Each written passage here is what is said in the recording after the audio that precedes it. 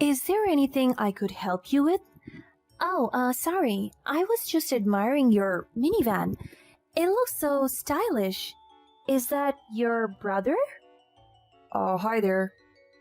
No, that's my husband. Oh, you certainly look much younger than that. Excuse me? What are your names? I'm Jim, and this is Camilla. Jim, huh? I like the sound of it. Sorry? Is there anything you need here? We're trying to rest. I'm just a bit curious, Do you have some time to tell me about this cool lifestyle you're having? Actually, we're trying to take a nap. Would you mind? Jim, what are you up to? He is also... Actually, it wouldn't hurt to talk to her just for a few minutes. We do have a cool lifestyle. Awesome. Want to grab a coffee? We could leave Camilla here while she's taking a nap. Cool. See you later, babe. My name is Camilla, and I was married to my husband Jim for almost 2 decades. We were both in our 50s, and we had decided not to have any children. Instead, we are focusing on investing more in our careers and hobbies. It was a tough decision to make, but we both agreed that we wanted to travel and see the world. We wanted to pursue our dreams and passion without any limitations or responsibilities, and became quite successful in our respective careers. That year, Jim and I were finally able to achieve our biggest dream, to retire and travel the country together. We had worked hard all our lives, saved up enough money, sold our house, and bought a minivan to explore new places. It was such a big change, but we were both excited about what the future held for us. Our first stop was Yellowstone National Park, and it was breathtaking. We spent hours hiking through the mountains, watching geyser erupts, and admiring the wildlife. We felt free and alive, and we knew that we had made the right choice. Our journey took us to many beautiful places, including the Grand Canyon, Mount Rushmore, and the Rocky Mountains. We met new people and heard stories, and we learned so much about the different cultures and traditions in America. We also tried out different activities like fishing, kayaking, and even bungee jumping. We made so many memories together, and I felt grateful for every moment we spent together. However, as much as everything sounded awesome, it wasn't all sunshine and rainbows. As soon as we hit the road, we started to get into all kinds of conflicts. Jim seemed to have lost his enthusiasm for the trip and refused to help with the maintenance of the van. I ended up taking on all the responsibilities, which was exhausting and frustrating. I tried to talk to him about it, but he just brushed me off and said that he deserved to relax and enjoy the trip. Things got worse when Jim started to waste money on unnecessary things. He would buy expensive souvenirs and lavish meals, even though we had agreed to stick to a budget. I tried to reason with him and remind him of our financial goals, but he refused to listen. It was incredibly stressful, and I felt like I was shouldering all the responsibilities while he got to enjoy the trip without any worries. To make sure we could maintain that lifestyle, I decided to start a travel account online and share our experiences.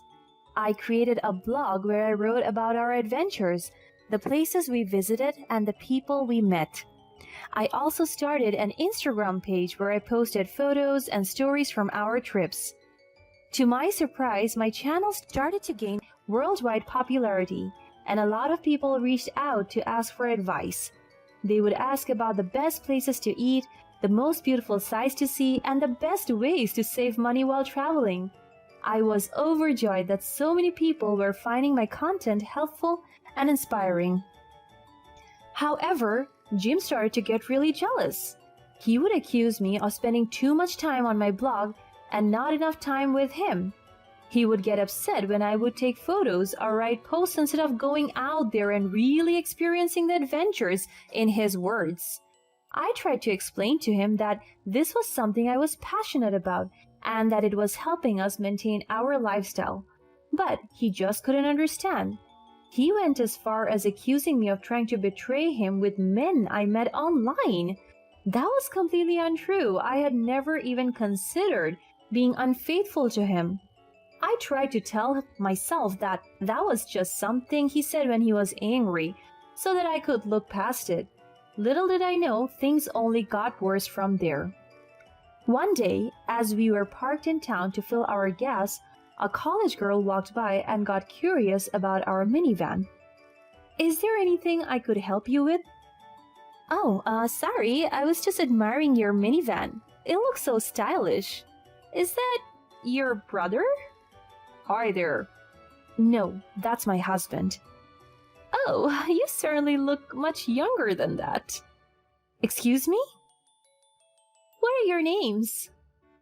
I'm Jim, and this is Camilla. "Jim, huh? I like the sound of it."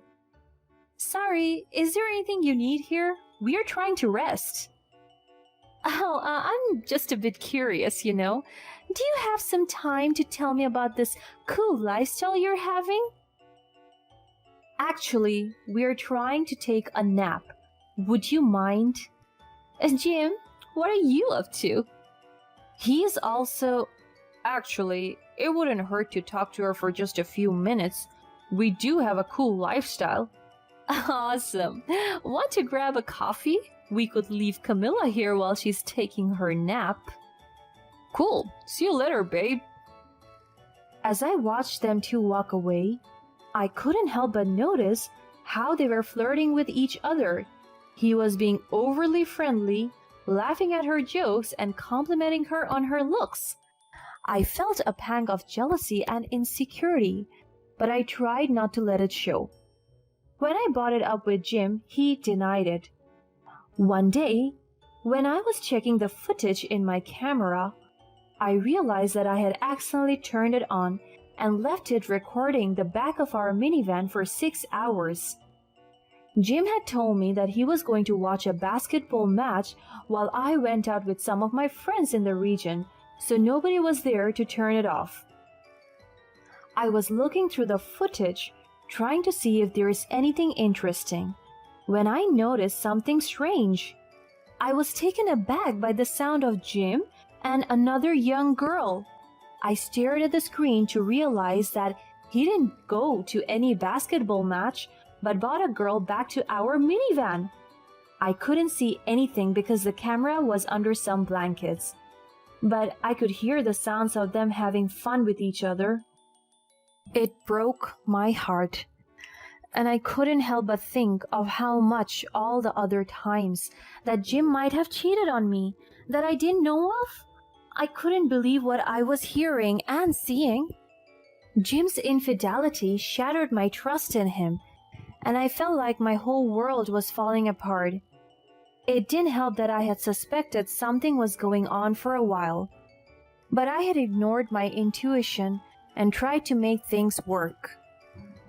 I knew that I needed to make a decision about what to do next, but it was just so hard.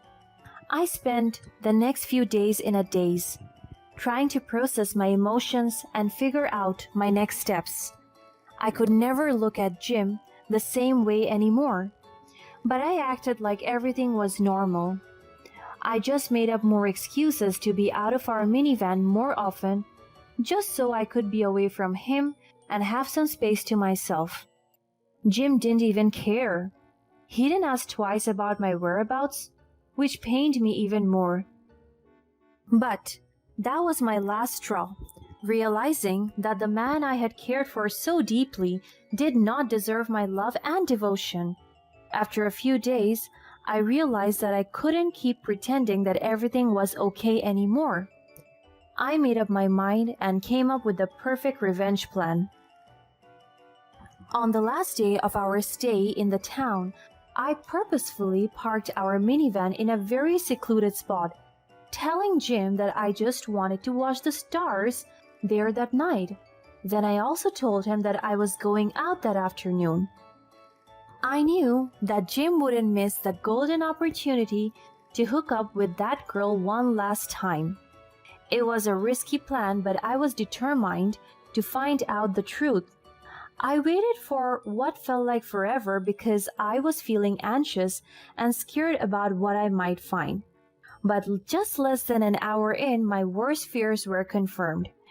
Jim was inviting someone inside, and as soon as I got a closer look, I realized that she was the college girl we met that day. They were so reckless that they were throwing their clothes out of the minivan. Then, I watched as they were kissing and touching each other, completely oblivious to my presence. I felt sick to my stomach, but I knew that my chance to get the revenge I had waited for was there.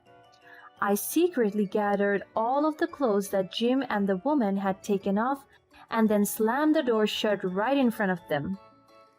They were too stunned to react at first, but then they started banging on the door, demanding to be let out.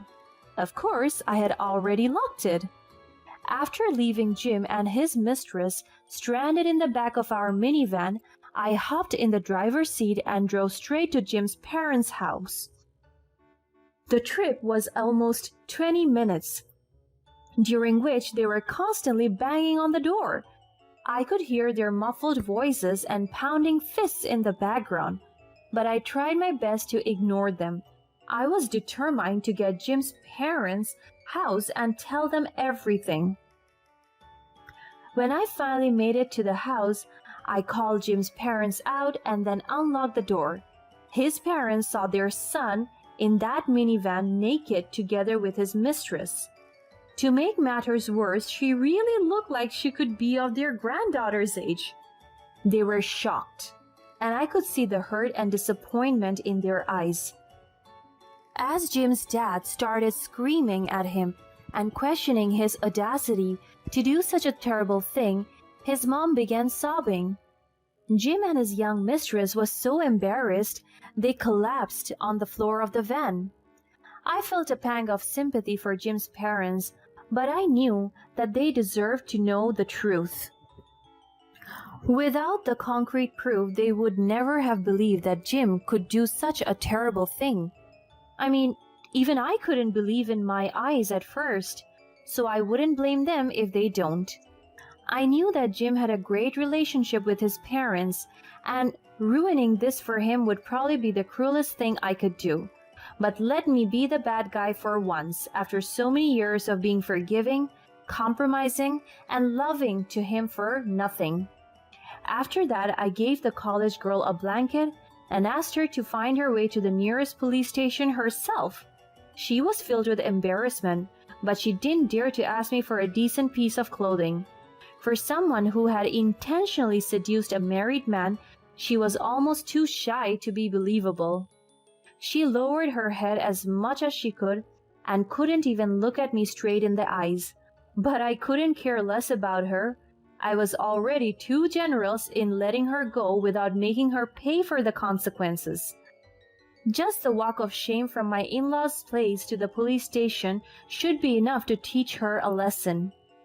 Jim's parents and I sat down in the living room to talk through what had happened, while we left him outside in the minivan. I explained everything to them, from the affair to my decision to end things with Jim. They listened patiently, offering me their support and understanding. During the whole conversation, I could still hear Jim's cries and screams as he accused me of being a calculating witch, but that meant nothing to me. I gave him everything he had ever wanted, and he ruined it for both of us. Now he couldn't even realize that it was all his fault. It was time for me to walk away. There was no going back from the betrayal and hurt that he had caused me. So I filed for divorce and claimed all of our joint property. It was a difficult process, but I knew that it was the right decision for me. Jim's parents had to call me multiple times to apologize on his behalf, Because I had blocked his number, they were ashamed of their son's action and wanted to make things right. I appreciated their apology, but I also knew that it wouldn't change anything. I was done with Jim and his lies. I told them that I wished them health and peace, but I would not talk to anyone in their family again. Despite the pain and heartbreak that I had gone through, I refused to let it define me. I continued to upload content on my social media, sharing my travels and experiences with others. Soon, I had created a network of travelers for myself, exchanging tips and stories with people from all over the world. I discovered that there was a whole community of people out there who shared my passion for adventure and exploration. They inspired me to keep pushing myself, to keep seeking out new experiences and challenges. And slowly but surely, I began to heal from the pain of my broken marriage. Looking back, I realized that the end of my relationship with Jim was the beginning of a new chapter in my life. It was a painful and difficult experience, but it also gave me the courage to pursue my dreams and follow my heart. I learned to trust myself and my instincts, and to never settle for less than I deserve.